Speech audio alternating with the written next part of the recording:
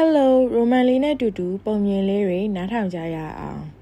ဒီနေ့တီလေးကကလေးတို့အတွက်ရည်စရာပုံမြင်လေးနှစ်ပုဒ်ကိုပြောပြပေးသွားမှာဖြစ်ပါတယ်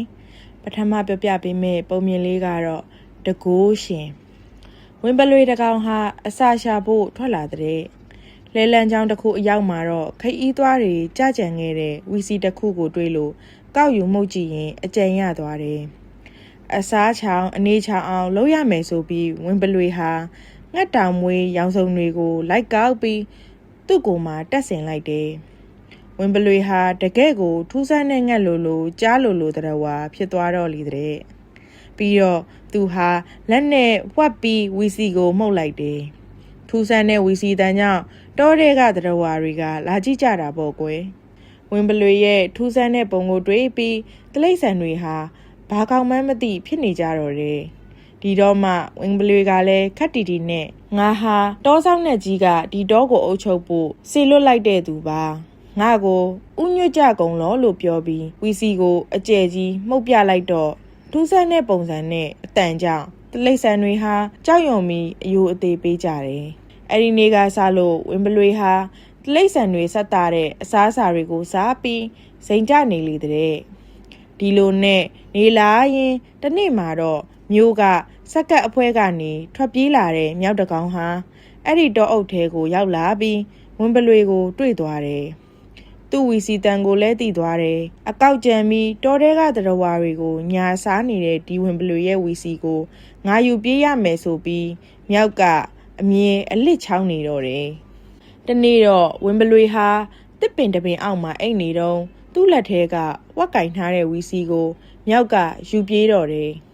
ဝင်းပလွေလန်နိုးလာပြီးအတင်းလိုက်တော့မြောက်ကလည်းခြုံပင်တွေကြားထဲပတ်ပြေးတယ်နောက်ဆုံးမိကန်ဒီမှာမြောက်က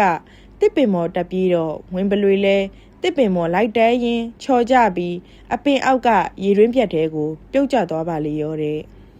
ဒီအခါသူ့တကူလုံးရေတွေဆိုပြီးကတ်ထားတဲ့ငှက်မွေးတွေလည်းပြုတ်ကျကုန်လေတဲ့ဒီတော့မှတစ်ပင်မော်ကမြောက်ကဝီစီကိုမှုတ်တယ်ဝီစီတန်ကြောင့်တောထဲကတိရစ္ဆာန်တွေရောက်လာကြတဲ့အခါရေတွင်းထဲကိုလက်ညှိုးထိုးပြပြီးဝီစီကိုလည်းတရဝါတွေစီပြစ်ချပေးလိုက်တယ်ဒီတော့ဝင်းပလွေလိန်ခဲ့သမျှတွေကိုတောထဲကတရဝါတွေတိသွားကြလေတော့တယ်ဝင်းပလွေလည်းရှက်ပြီးအဲ့ဒီတောအုပ်ကနေထွက်ပြေးသွားလေတဲ့ကွယ်ပုံမြင်လေးကတော့ဒီမှာပဲပြီးဆုံးသွားပါပြီကွယ်ကလေးတို့လည်းသူများတွေကိုလိန်ညာမလှည့်စားရဘူးနော်နောက်ထပ်ပြောပြပေးမယ့်ပုံမြင်လေးကတော့တလိษံယုံတခါကအလွန်ตายာလှပတဲ့နိုင်ငံတစ်ခုမှာတလိษံယုံကြီးတစ်ခုရှိတဲ့အဲ့ဒီတလိษံယုံတွေကတရဝါတွေအားလုံးဟာလူတွေလိုပဲစကားပြောတတ်ကြတာကြောင့်လာကြည့်တဲ့ကလေးတွေဟာတိတ်သဘောကျကြတယ်တလိษံယုံလာလေတဲ့သူတွေကိုယုံတွေကမင်္ဂလာပါလို့နှုတ်ဆက်ကြတယ်မြောက်လေးတွေကကျမ်းမာပါစားလို့ပြောပြီးကြိုဆိုကြတယ်ငါကလေးတွေကတော့တချင်းလေးတွေကိုတီးဆိုးပြီးဖျော်ဖြေပေးကြတယ်ဝဝင်လေးတွေကလာကြည့်တဲ့ကလေးတွေကိုသူတို့နေခဲ့တဲ့တောအုပ်ထဲကအကြောင်းတွေကိုပုံမြင်လို့ပြောပြကြတယ်တလိษံယုံအနံ့ကြီးပြီးပြန်ကြရင်တော့ကန်ဆက်ကလေးကလေးတွေကကျေးဇူးတင်ပါတယ်နောက်ကိုလည်းလာကြပါအောင်လို့နှုတ်ဆက်လက်ပြကြတယ်ဒါကြောင့်ကလေးတွေဟာ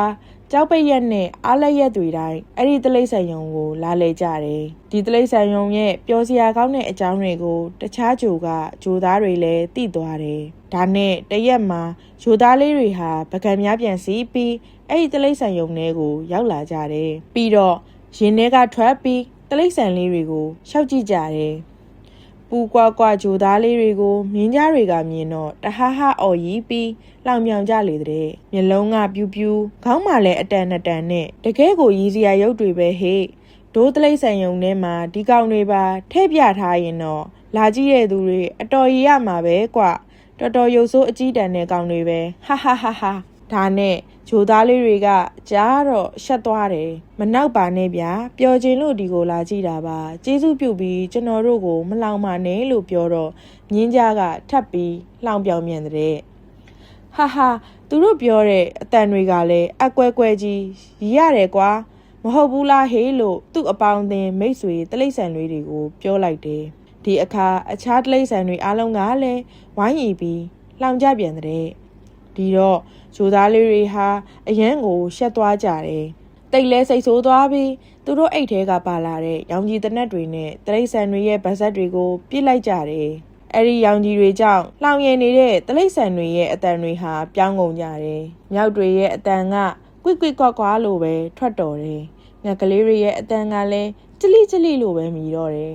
စိတ်ကလေးတွေရဲ့အတန်ကလည်းပဲအဲလို့ပဲထွက်တော်တယ်